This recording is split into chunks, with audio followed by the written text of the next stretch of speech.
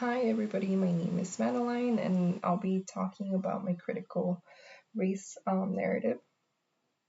Thinking about racial identity development really helped me understand how my identity has formed over time. I immigrated to the United States when I was 6 years old, and growing up, I didn't think much about race. I knew it was different, but I didn't have the words or a full understanding of what that meant. I believe that my family and the communities I was a part of shaped my early understanding of who I was, but I didn't start noticing the bigger picture about race and systems until much later. Racial identity development theory helped me see how my experiences and environment shaped me. It made me realize that identity isn't just something that you're born with, it's shaped by interactions, expectations, and the ways other treats you. I first became aware of my racial self as I moved through school and later into the workforce. I noticed differences in how people were treated based on race or cultural background, and being an immigrant sometimes made me feel out of place. And those experiences helped me understand my position in society and how race frames the way I navigate spaces. So, one experience that made me really aware of institutionalized racism was when I was 20 years old. I was working as a healthcare assistant, and my work permit, which is called the DACA card, was about to expire. I had applied for renewal about like 6 months, but the process took longer than I expected. My employer only gave me about, I want to say, 10 days, so I can like provide the new card, and they didn't ask me for proof that the application was pending, and I don't remember, like they them explaining much. And within those 10 days, my manager like told me that I was terminated. I remember feeling very shocked. Um, I really couldn't believe that it was happening to me. I felt like so powerless, alone. I felt like my hard work didn't matter. I worked with this company about 2 years, and it was the way I saw it, it's like they didn't even give me a chance.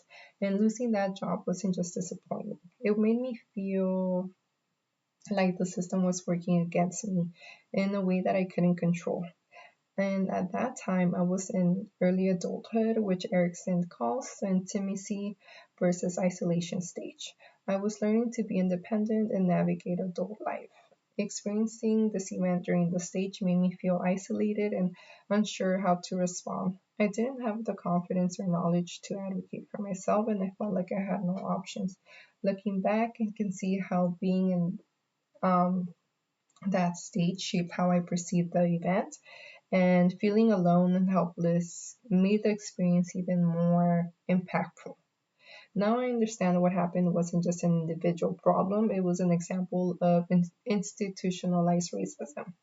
Policies around work authorization affect immigrants, and the way my employer applied them reflects a larger system that disadvantaged people like me. Critical race theory helps explain this. Critical race theory teaches that racism isn't only about individual acts, and it's built onto real life. It's built into policies, rules, and institutions. My experience is a example of how systemic barriers operate in many ways people may never see.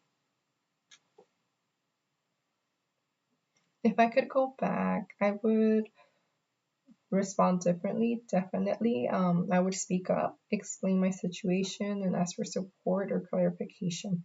I learned that even when the system feels unfair, there are ways to challenge it.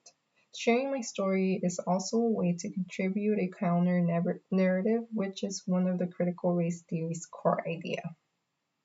Counter narratives give voice to experiences that are often silenced, highlighting inequities and challenging assumptions built into institutions. One action I can take to challenge the power structures is to advocate for fair for fair workplace policies and educate others about the realities of immigration related systems. I can also support colleagues or clients who may not feel empowered to speak up, making sure they know their rights and have resources to navigate these systems. This is a direct way to act on the principles by addressing structural inequities and promoting social justice. This experience has shaped how I approach my work now. I'm more aware of how systems can create barriers for people, and I try to support others in ways that acknowledge these inequities. It also made me more aware of privileges I might have in other areas, or and how differently systems affect people depending on their identities. So overall, reflecting on my racial identity and this experience helped me connect personal experience to large systemic patterns. It showed me how rules, policies, and practices can reinforce inequalities and how awareness and actions are necessary to challenge these inequities. I'm still learning and growing in this awareness, and I hope to continue using my experiences to advocate for others and contribute to meaningful change. Thank you.